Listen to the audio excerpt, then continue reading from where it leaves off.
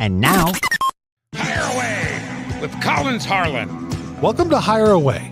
Hire Away is a show where we talk about jobs, we talk about businesses, but importantly, we talk to the people that are operating those businesses and doing those jobs. So these are people with skin in the game. My name's Collins. I'm with Labor Finders, and we have two offices here in St. Louis. One's in North County, one's in South County. But if you're hiring, if you need people, we have offices all over the country. So the best thing to do is go to www.laborfinders.com. That's laborfinders.com. You're going to find the office nearest you. Call them up and they'll help you out. All right. So before we start the show, I have to mention the H-2B visa issue again. If you have a landscaping company or a construction company, any company that was set up to use H-2B visa workers, and you don't have the right lottery assignment this year, you're not in Group A or Group B, and you're worried about that, you should give us a call. We have a solution for you, and we can help out. So, getting that out of the way, let's talk about our first guest, or actually our only guest. We only have one. His name is Randall LeMaster, and he's an interesting guy. We're going to find out a lot about what he does. He's pretty multifaceted. I don't think he sleeps. He's a father. He's got a podcast. He's an alderman. He does all kinds of outreach, community outreach work. He's just a busy guy. And of course, we're also going to talk about what he does for a living. So enough of me talking. Let's get to it. Hire Away. Randall LeMaster. Yes, sir. How are you? Good. How are you doing? It's been a long time since I've seen you or talked to you. We're old friends. We're old friends, and mostly we're the first word, old. Well, in both sense. We've known each other a long time, and now we're old. Yeah. So I remember you when we were growing up, and you were always such a nice, humble person. You got along with everybody. What'd you want to be when you were a kid? Because I'm the best. Because you're the best. Because you're so humble. Well, growing up in Granite, I was thinking about this, or I think about it before, but everybody wanted to be Dave Fernandez, the soccer player, or, that's or right, one of the great soccer players growing up. That was back in the days when we won state and all that stuff. Yes, but bigger picture, I always wanted to be a shortstop for the Cardinals. But so you're a baseball guy. Well, I was more back then than I am now. Well, that's because we have the Cardinals. Yeah, So I shouldn't have said that. It's not the same. But it's not this. I'm a hockey guy. Yeah. And the NHL was talking about expansion again and what cities they were going to expand in. And I say they should bring a team to St. Louis. I think the fans would really probably support that, at this point. But so you're a super busy guy. I mean, you're a dad, for one. That'll keep you busy. You're an alderman. You have a podcast. What else? Community outreach. You do a lot of community outreach. So, and then of course you work. You go ahead. Yes, I do. Yeah, of course you yes, I work. What was our question? I'm not a bum. I work. Yeah. So what do you do? You're an installation manager. Tell us about that. What's that like? For a company called Leaf Home Bath, which is a division of Leaf Guard Gutter. Gotcha. It was the parent company. So I run the office here in St. Maryland Heights, to be specific. And it's pretty much just me. And I have a team of installers that we schedule jobs for, service calls. I handle other things like inventory and do a little stuff on the computer, and that's my day. Do you do any of the work, or you just boss people around? Yes, I do. No, I do not do any of the work. I was telling somebody the other day, if somebody put a gun to my head, I might be able to install a shower maybe in about 5 days.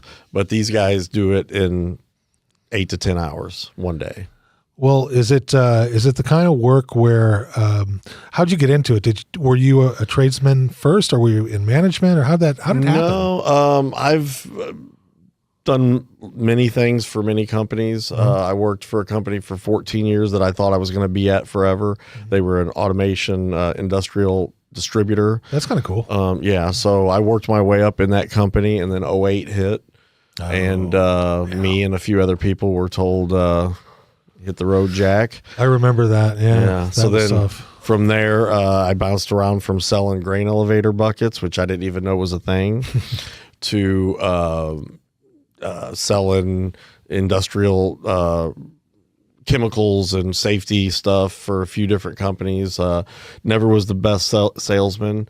I was too nice, couldn't close. Made a lot of friends in the industry. I mean, I sold some stuff, but not enough to keep it going. You're what we call a relationship-based salesperson.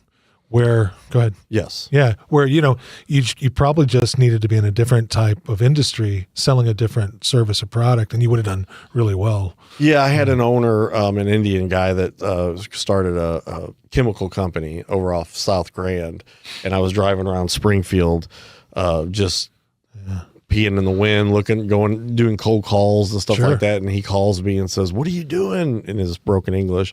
And I said, "What do you mean I'm out here?" And he goes, "You're not selling anything." And he said, "I get calls about how, nice and respectful and they like you, but you don't sell anything." And I was like, "Well, because I couldn't close." See, that's a failure on management, in that case, ownership, because you take a guy like you who definitely has the ability, and you help train that person up. I mean, it's a wasted opportunity, in my opinion, but it led you to where you are now.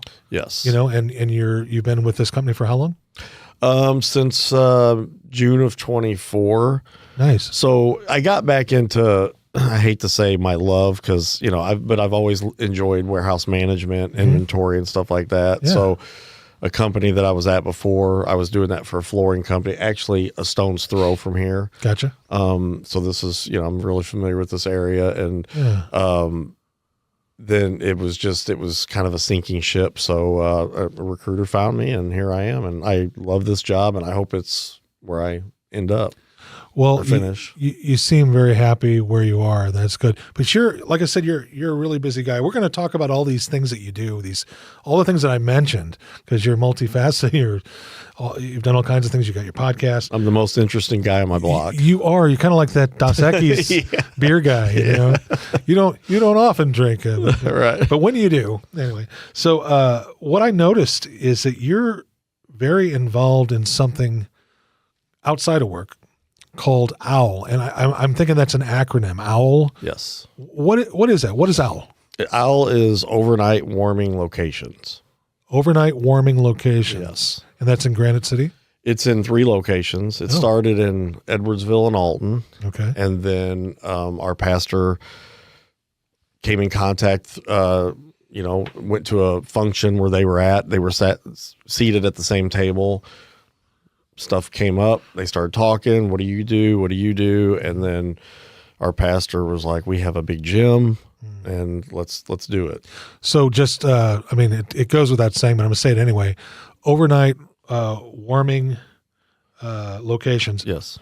Obviously, this is like a place for homeless people to get off the street. Yes. In severe conditions. Yes. So they go by AccuWeather. And they use the Alton location. If it's 20 or below, we activate, and we have it's very organized. We're trained.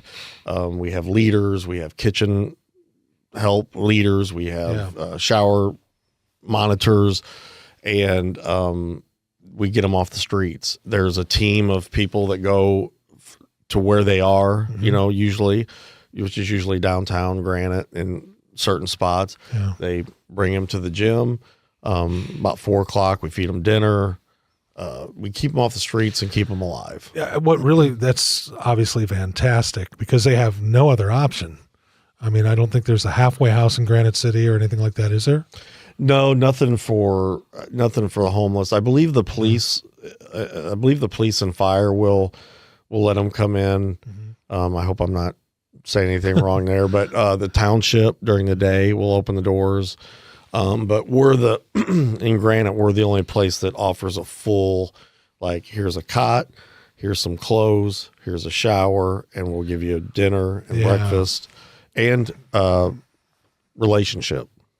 Relationship. Expound it. What do you mean by that? Humanizing them, talking to them, learning their story. Excuse me. I don't know how I would rank what they appreciate most about what we provide, but conversation and just a handshake and playing a board game with them means a lot to them. That's interesting, and I think you picked the right word there. humanizing them again, because these guys are gals are out on the street. They're fending for they're probably paranoid as can be.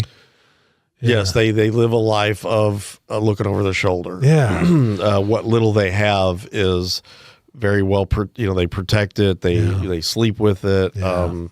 Some of them are together. You'll see some that know each other and kind of move around together. Some are solo.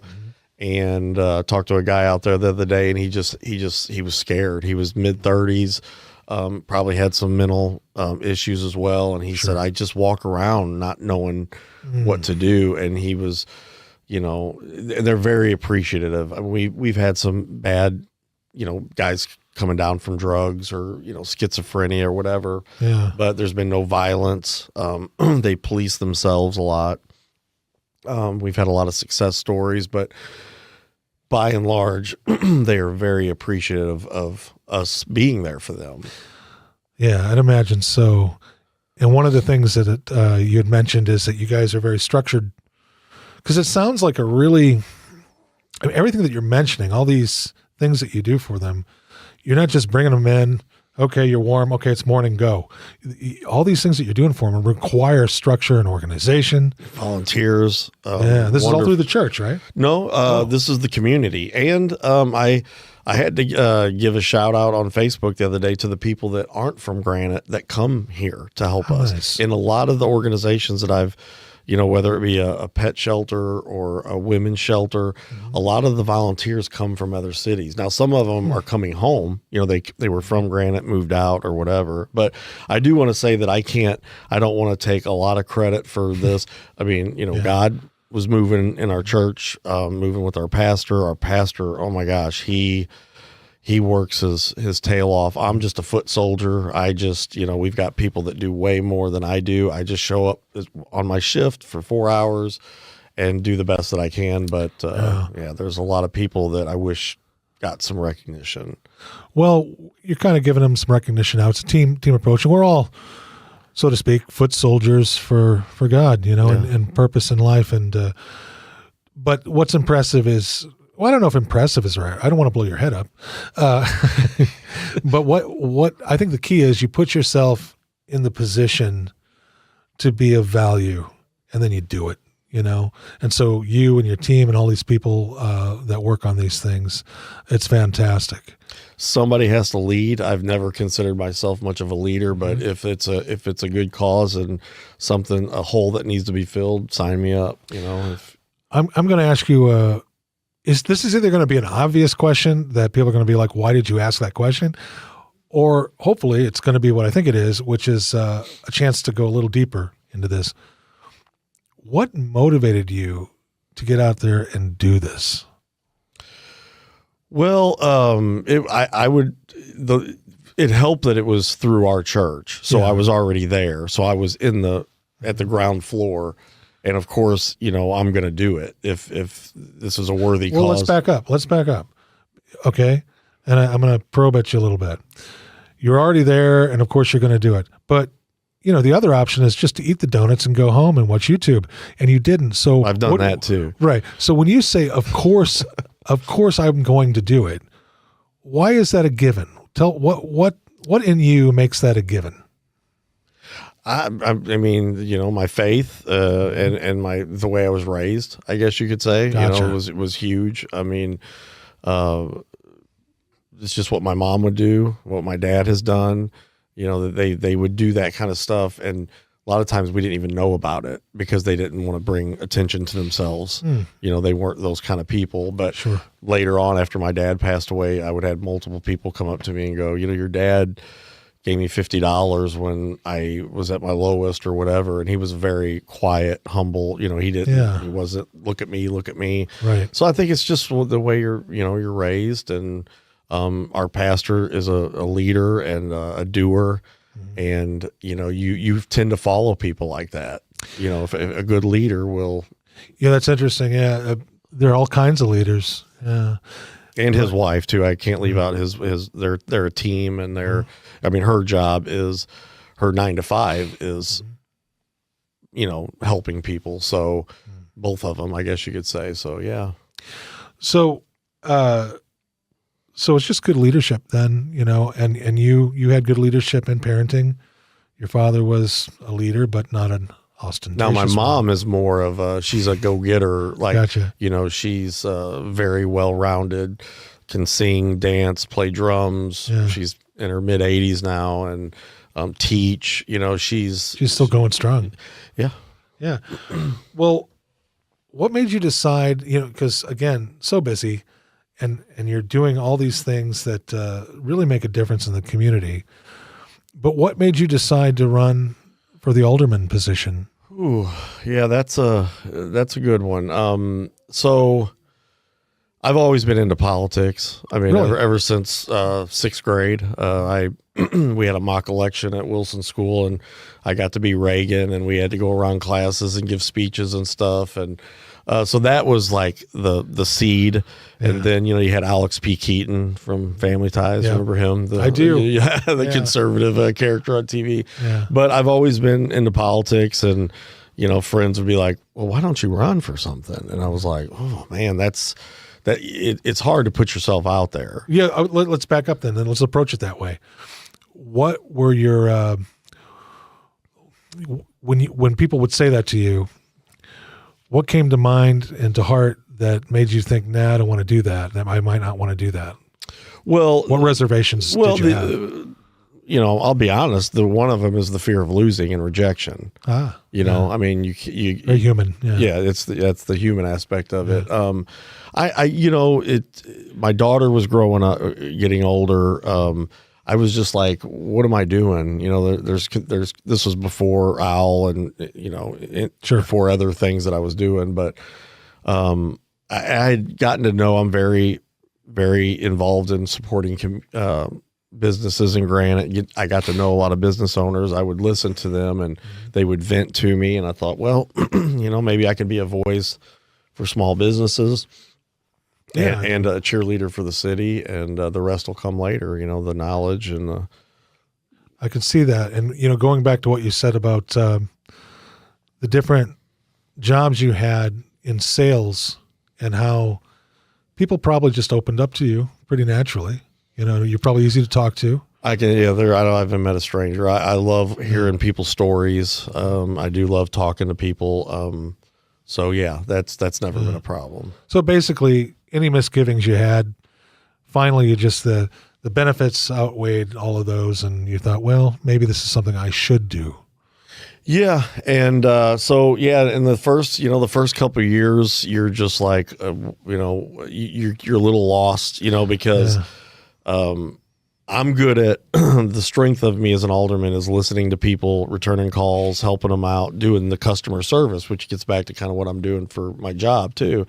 I always felt insecure and lacking in the knowledge of, the budgets and the ordinances and, some things like you just feel like, oh my gosh, this is going over my head. And, am I making the right decisions? Am I investigating enough or researching enough? And so, I made it through 4 years, and I thought, well, I'm gonna do it again. So, what's interesting is, to me anyway, what I'm hearing is somebody that got into local politics to make a difference.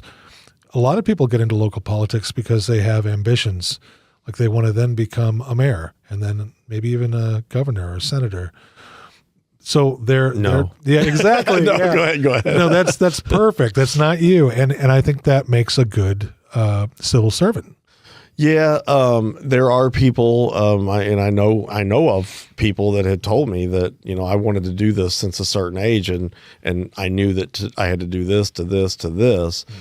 And I never thought that when I was younger. I never thought, I better start padding my resume. Right. Could I run for something else? Sure. There's attainable positions, within the county or whatever, but I don't have the money, connections, or the fire in the belly for that kind of stuff. They always say, know thyself and thine own self be true. And you seem to have that down pat. So that's good. Yeah. This could be, I'm a year into the second term, and, it could be it. You don't know. You don't know until about a year out from the election where you're like, oh, okay, maybe you'll make that decision when the time is right. Yeah. Well, I think your constituents probably hope that you do run again, you know. I hope so. I hope so. Oh, I bet I would bet my bottom dollar on it. So we talked about you being a dad. We talked about you working. We talked about your community outreach and all the stuff you do there. We talked about you being an alderman. And then there's more. Like, you've got a podcast. Like, how do you fit all this in, by the way? I don't feel as busy as you make it out to be, because there's a lot of downtime. It's because I'm lazy. There's a by lot comparison. And some of these things are there, the meetings for council are twice a month and the podcast. But had a podcast since April, around my birthday of 2019. What's it called? Two Broke Republicans. Sounds political then. I would say it's 40% political, 60 fun and games. Fun and games. Maybe, politics and does that mix really? It does. And speaking of the name, it's been very even controversial within our group, because one of our guys that came in said, his wife was helping us at the beginning. She's, I can't really promote you with this name, because it could be, you could lose half the people that, just because of the Republican of the name.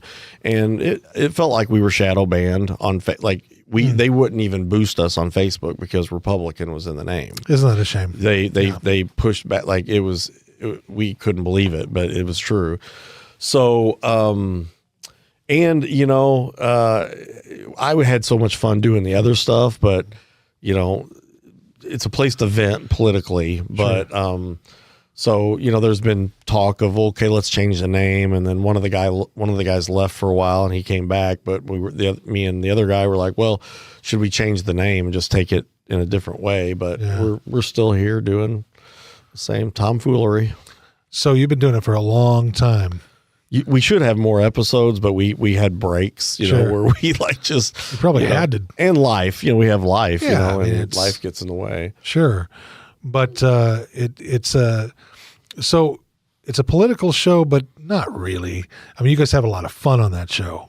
Yes. Yeah. So it used to be like a sandwich, we would have fun, the bun, and then we'd have meat in the middle, which was the politics, and then we'd finish it with more fun. So it was like a good idea.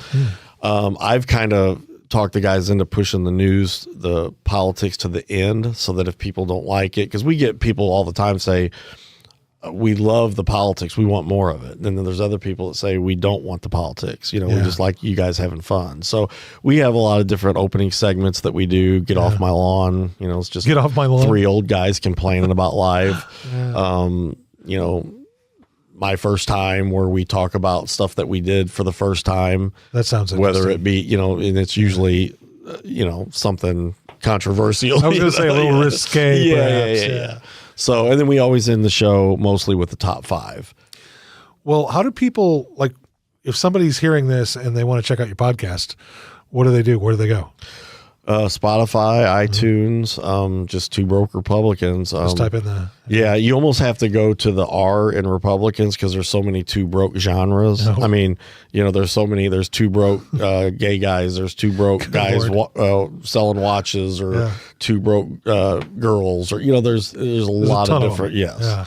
And we're like number 3, I think. I actually like the name, and it makes me think of when I was growing up in Granite City. Well, Madison County. Let's just call it that. Excuse me. When I was growing up, that area was like completely blue, Democratic through and through. Has that changed? Yes. Yeah. When I was growing up, I didn't know of a local Republican. I'm sure there were a few here and there, but I didn't either. Other than Reagan, Reagan won everything, in 80 and 84. Sure. And even probably Bush the elder probably won, did well with his coattails. But it's really, so sometimes you think things and you're like, well, maybe I better go look it up to see if what I'm thinking is really true. And it looks like, if you go back just for Madison County, it looks like Obama's reelection, Romney actually eked out beating Obama in Madison County. Wow. Not by much, like a couple thousand votes or whatever. But that's So- still impressive given the history. Yes. Yeah. And, Obama was a popular president with his base. And so, and then when Trump came along, with Trump coming along, it kind of coincided with the Democratic Party changing and leaving its core behind, which was the working class, the middle class, working class. They felt abandoned. Yes. Yeah. Yeah. Like my dad was a union steelworker. He didn't talk politics a lot, but we know that they voted for Democrats because that's what they were, that's what you do. Yeah. The unions were with Democrats, and that started changing to where, I still have friends that work at the mill, and, if you ask them, it's almost all the leadership will still tell them, oh, we want you to vote Democrat. Yeah. But the rank and file are like, no, thanks. Okay, boss. Yeah, we got you. Now that's really interesting. So, that blows my mind. But I guess things change, and what you're saying is, parties change, and both parties have changed. Like the Republican, when I, back in the 90s, I was team Republican and free trade, and we didn't think. I remember Ross Perot warning us with NAFTA. And remember the giant sucking sound of jobs going to Mexico. I do remember that, yeah. And I was team Republican and thought this guy is crazy, and he ended up being right. Right. Yeah. And so things have changed, and Trump has, with all his warts, has changed the way even guys like me think. As far as like prison reform and tariffs and things that we would have never never come up in the Republican Party, that we're like, okay, well, Trump seems pretty smart. Let's give it a shot. Let's think about it. And on the other side, on the Democrats, you mentioned that they've left their base, their party, over the past, 10, 15 years, 20 years? It was kind of a perfect storm of Trump coming along and being this, he was a show. Yeah. He wasn't a politician. He was an outsider. Yeah. He's the first I would say he's the first independent president we've had, at least in our lifetime, because he was a Democrat, maybe in name only, throughout his business world in New York. Yeah. And then he ran as a Republican, and the Democrats loved him. He donated their campaigns, but he came in, ran as a Republican, and kind of shook things up. Yeah. And somebody's doing good when both sides don't like it. Like that's interesting. The power brokers don't like it. Right. Yeah. So I was talking to a friend yesterday, actually. No, day before. Doesn't matter. I was talking to a friend, and or maybe it was all in my head. I don't know. No. What matters is that you have a friend. I have one. Yes, I do. That's the key I'm hoping that after the show, I'll have two friends. Right. That'd be great. I'm doubling up. Right. But no. What he noticed is, I've always considered myself more of a centrist. Like I clearly value conservatism. Am I saying that right? Conservative. Okay. Get the edit button. So somebody please, you say it for me. What am I trying to say? I forgot what you were trying to say. Okay, great. We're a great team. Conservatism? Yes, that's the word. Yes. So I truly value that word you said. But, I also can see the value of liberalism. I think there's a saying that if you're not a liberal when you're young, you don't have a heart. But if you're not a conservative when you're older, you don't have a brain. Yes. So I've always kind of thought the middle's a good place to exist, right? But then what's a funny thing too is like locally, sometimes I feel myself, speaking for and understanding what people might be if they're more left leaning, just because I've always been for the underdog. And if you feel like there's a power structure and that, you want to give people a voice that normally don't have one. But I don't know. I've never been a liberal, and that just never has entered my, Well, that's probably why you are doing well. Just kidding. Anyway, sorry, liberals. Anyway, Right. yeah, I'm neutral here. I'm Switzerland, which is boring. But anyway, Well, Margaret Thatcher says if you stand in the middle of the road, you'll get hit from both sides. well, I feel like it. I feel like that's happened. Pick a yeah. lane, Kyle. I can take it. It's all right. But no, but the whole point that I think you made is parties change. The Democrats went way left. Yes. Who knows what's behind that? There's all kinds of theories, right? And then the Republicans, they had to respond to that. I mean, otherwise you keep going down that road, So that's my view of it. I mean, would you agree with it? That's why we see more of a hardcore right response to that? Or? Yes. And I don't know if I'd say, I would say it's a fear, but it's natural that the pendulum will swing hard one way, and then there's a reaction to that. Yeah. So if Republicans with this, period of power right now, if they go too far and just either get lackadaisical or take their eye off the ball, right, or just start doing dumb things because, hey, we've got power, we can do it, then the pendulum's going to swing either back to the middle or back to the left. That is a really good observation. And that the midterms are coming up in 9 months or so or whatever. Yeah. Yeah. And I'm worried. I'll be honest. I think that they're, the person, the team or the party in power tends to lose, it's proven. It's historically true. And with Trump not being on the ballot, Trump brought out a lot of low propensity. Now that's a word. It's a big one.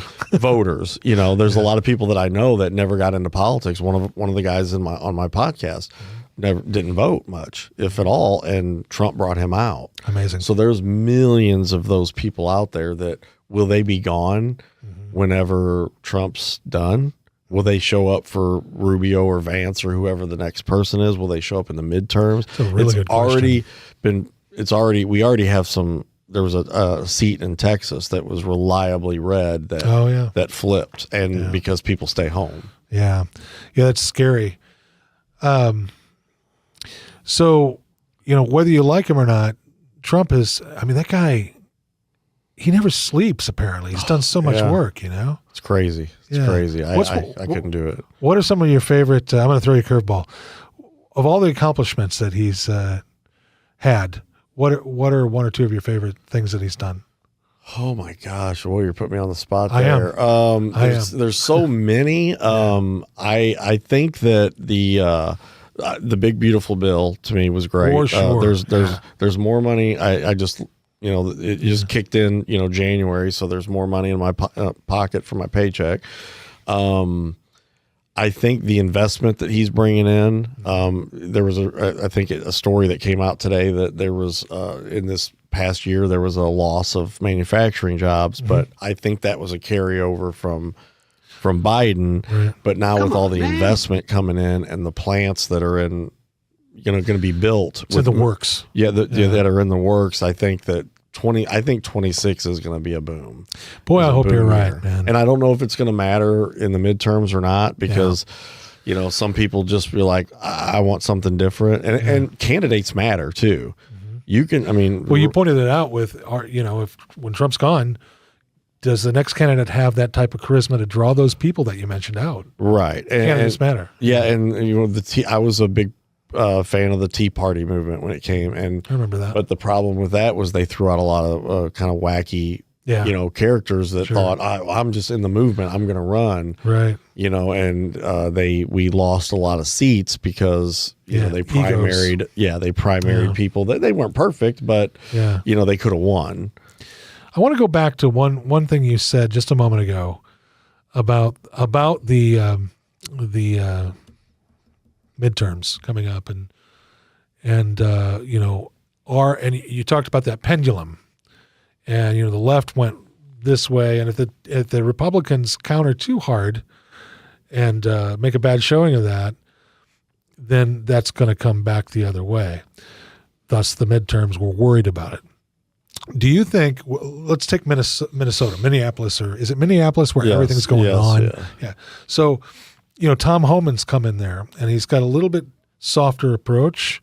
And even the president's kind of backing him up on that. Like, okay, maybe we need to take a look at the way we're going to continue to do deportations. Of course, that's what we want to do. But okay, we'll meet you halfway. Do you think that's the kind of thing that the approach that the Republicans need to take so that they don't go too far and damage themselves? That's a very good question and thought, because I wrestle with that a lot. Because one of the things that I love about Trump is that he fights, and he doesn't take what the left and the media give him, like George Bush did. The father, the son, a lot of Republican candidates. He says, "This is what I want to do." He's a leader. Yeah. There's also times that I cringe and go, do you really need to say that? Like, why are you giving them ammunition? Right.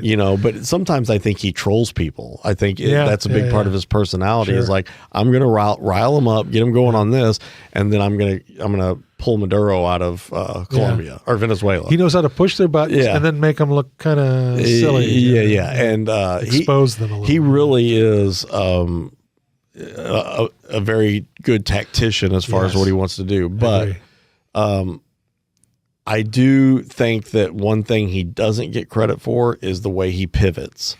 How so? What do you mean by that? Case in point, Minneapolis. There are times that he'll be like, okay, I'm doing this, but you know what? I'm going to change it up. Yeah. He has changed. He's changed courses on things. And he'll spin it, I'm the best, spinner, pivoter, whatever. No one doesn't like me. Yeah. But he, I don't think he gets enough credit for that, because it's hard in life, period, not let alone as being a politician, to admit you're wrong. The president, where all the chips are on your shoulders. Yeah. To admit what you're doing is wrong. And keep doing it. Yeah. And I wish there were more people that can do that. And it's hard for me. I mean, it is.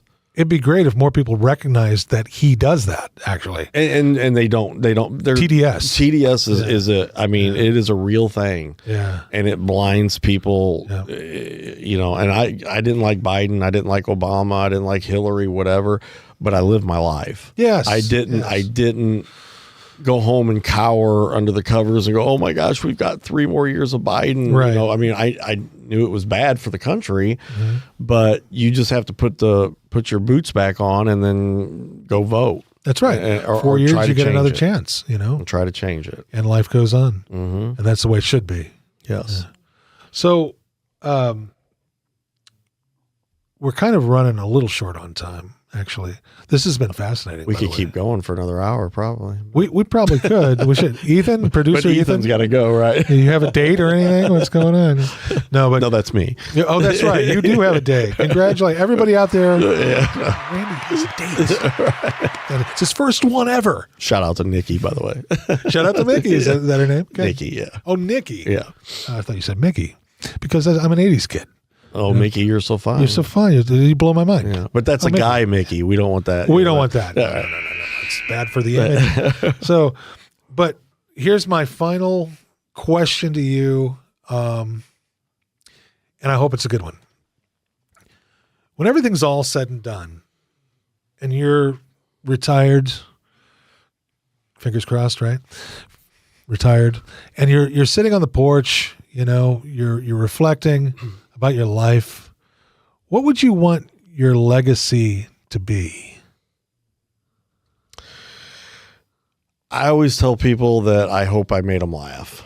Yeah, I love to make people laugh. So you're John Candy. Yeah, I hope I'm not getting that big, but I'm working on it. Just kidding. But no, just what I've never had a job, or I've never had a career. And I've never had a job that defined me, or, Randy, he's a chemical salesman, or, people that I've known for years probably don't even know what I do. So I always thought that I would be defined, or want to be defined, by what I did after work. Wow. And for other people. A servant. You want to be defined for what you do outside of work hours and what you do for other people. That's profound, man. That is really profound. I've never said anything profound. We just did. Okay. Well, You're very profound. Just shut up. You're profound. Anyway, sorry. No, but the reason I say that is you almost led into it there, and I'm guilty of it. Sometimes we get so involved with our daily churn, and our work that we let it define us, or we wrap our self-worth up into that. And that's just kind of crap, And you have to, because you got to pay the bills, but yeah. Well, do you though? You have to pay the bills. Yeah. I agree. Yeah. But I don't know that I kind of like the way you said what you said there. I don't know that you have to let it define you in order to do a good job at work. And to some degree, you have to get you have to be serious. You have to bear down. You have to take it seriously. But when we start talking about self-worth, that's what I got out of what you said there, man. It's like, Randy's right there. I don't want to be known for what I did at work. I hope I'm doing a good job. I want to do a good job. But why I think it's profound, Randy, is you want to be known for what you do after work. Here's what I do after work. I go get a beer and I watch YouTube. You do all this other stuff, man. That's really cool. I just drink tea and watch YouTube. But no, I don't know. There's things that if it interests you, do it. There's things that I've tried that I didn't think I was going to be good at that I end up loving, like coaching soccer. My daughter's team, I had these girls from 5 to 12 years old, and to this day, I love them and go watch them play or do whatever they do. Hopefully they'll I'll always know them, but you just go out and try something. And I wanted to make this year more of that, more of trying, more of saying yes, because there's a lot of things I say no to. Sure. Just because I'm like, I'm not interested in that. But you never know. Try something, you might like it. Well, I still think that I think that what you said was very profound, and made me think about my own life and how maybe I should make some adjustments. That's how profound it was. If you're happy doing what you're doing, then you're good. But Randy, you are the hardest guy to give a compliment to. I'm sorry. I'm sorry. Well, thank you. Thank you. No, but it's profound, and you are officially my new role model. No, shucks. Thanks for coming on, man. Thanks for having me, Colin. Great show, and everybody tune in to Two Broke Republicans. There's 3 of them, but who cares? Yeah, we're bad at math. Yeah, so thanks, Randy. All right, thanks, Colin.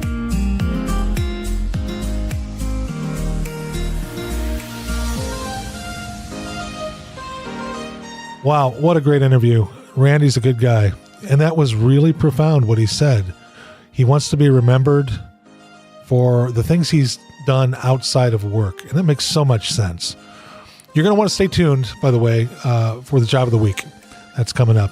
Don't forget to like and share this on your social media. We're going to be back next week with a guest named Jason Jackson. He's the operations manager of a company here in St. Louis called Dr. Brown's. They make baby bottles, but they have an interesting history. They didn't always make baby bottles. I think they were a toy company or something like that. So operations manager Jason Jackson coming up next week. We'll see you next week, Tuesday, 10 o'clock. Hire away with Collins Harlan.